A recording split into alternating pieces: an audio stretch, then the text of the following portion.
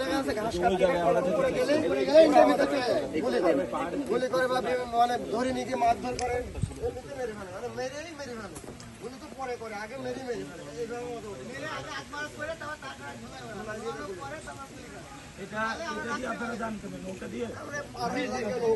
যেমন চাষ আছে তেমন ভাবে ব্যবস্থা আছে এখানে জমি আছে ওখানে 3 বিঘা মতো নম্বর। এখন বিজেপি কি করে এটা তো বিজেপি বলতে হবে। এলাকাবাসী প্রতিবাদ করেন না? প্রতিবাদ করে কোনো কাজ হয় না, কারণ আমাদের তো ওই যে ওই গুলি করা বা ধরে নিয়ে আসা এরকম তো আমাদের কোনো কিছু নাই।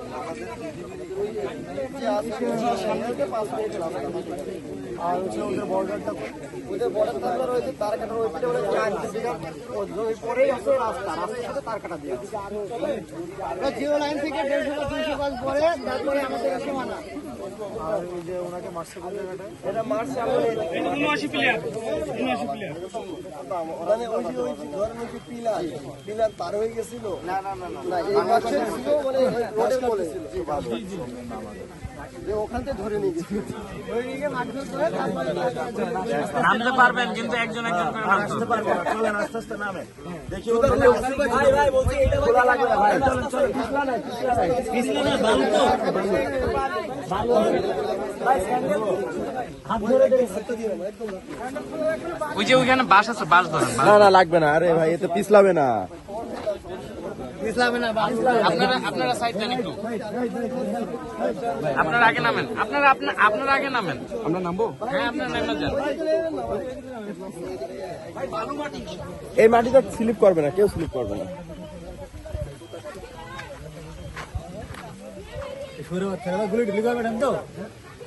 এই ভাই চাপো চাপো চাপো চাপো। না এখানে বেশি আসে না।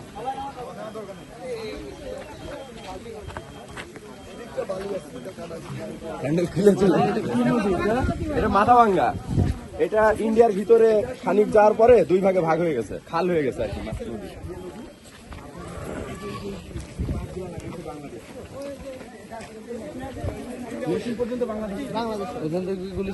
ওখান থেকে ধরে নিয়ে যায়, ধরে নিয়ে যে ওই কলা গাছের ভিতরে নিয়ে যায় তাদেরকে ধরতে হবে।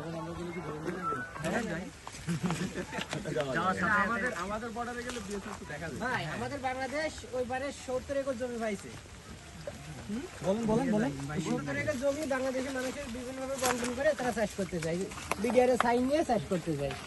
গেলে হয়তো সীমান্তবর্তী এলাকা ওদের বিএসএফ এসে আমাদেরকে অনেক সময় উঠাই নিয়ে চলে যায়, মারধর করে আবার পতাকা মাইডমের মাধ্যমে ছেড়ে দেয়।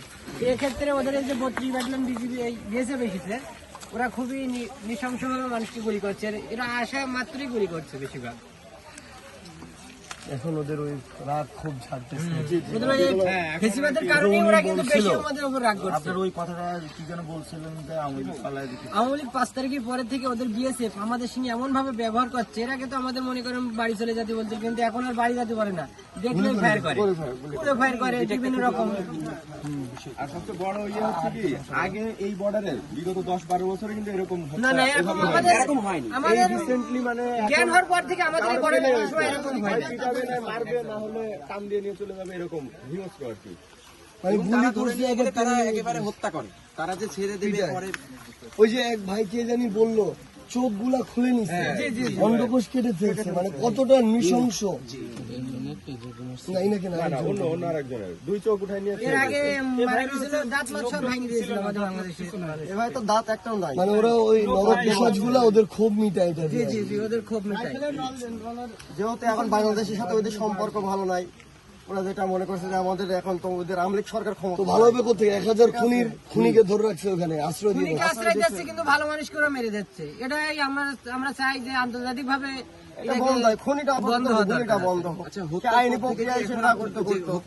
তারপর থেকে কি আপনারা চাষাবাদের জন্য যেতে পারছেন?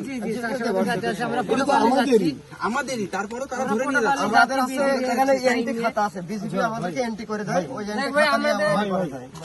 আপনি এটা একটু বলুন, আওয়ামী লীগ চলে যাওয়ার পরে বিষয়টা আবার বলুন তো। 5 তারিখের পরে ভারতীয় বিএসএফ এমন ভাবে আমাদের উপরে আক্রমণ শুরু করেছে যে ওরা প্রতিহিংসার শিকার হয়ে যাচ্ছে আমরা।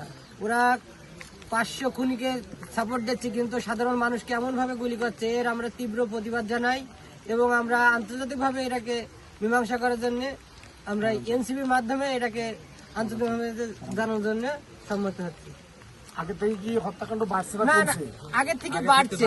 এর আগে যখন ফ্যাসিবাদ গভর্নমেন্ট ছিল অনেকটা আমাদের সঙ্গে আতাত করে চলতো ওরা, কিন্তু এই ফ্যাসিবাদ চলে যাতে আর আতাত করছে না, আমাদেরকে প্রকাশ্যভাবে হুমকি ধামকি বিভিন্ন ভাবে আমাদেরকে গুলিগালার মাধ্যমে আমাকে দাবিয়ে রাখার চেষ্টা করছে। তো এইভাবে দাবিয়ে রাখা যাবে না, আগামী প্রজন্ম আরো তরুণ প্রজন্মকে আরো হইলো উজ্জীবিত হইতে হবে, এর প্রতিবাদ করতে হবে কড়া ভাবে। ইব্রাহিমকে বাংলাদেশের সীমান্ত কতটুকু ভিতরে মারছে?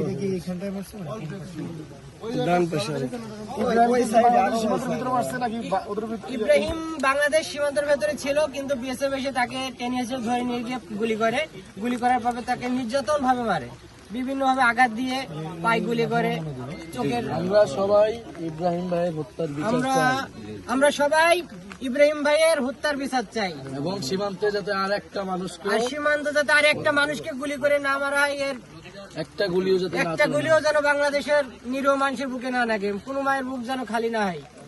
এখন কিন্তু এমন হচ্ছে যে কেউ যদি আওয়ামী লীগ করে বা ছাত্রলীগ করে তাদেরকে কিন্তু যেতে হচ্ছে তারা কিন্তু এখান দিয়ে অবৈধভাবে ইন্ডিয়া অনেক আওয়ামী ফ্যাসিবাদ লিডাররা কিন্তু এই তারকাটা পারে চলে যাচ্ছে। এই রুটে কিন্তু বিএসএফ আমরা রাত 3:30 পর্যন্ত এই রাস্তায় ছিলাম। গ্রামের নাম কি? এটা ঝাঁঝাডাঙ্গা নদী নদী মাথাভাঙ্গা।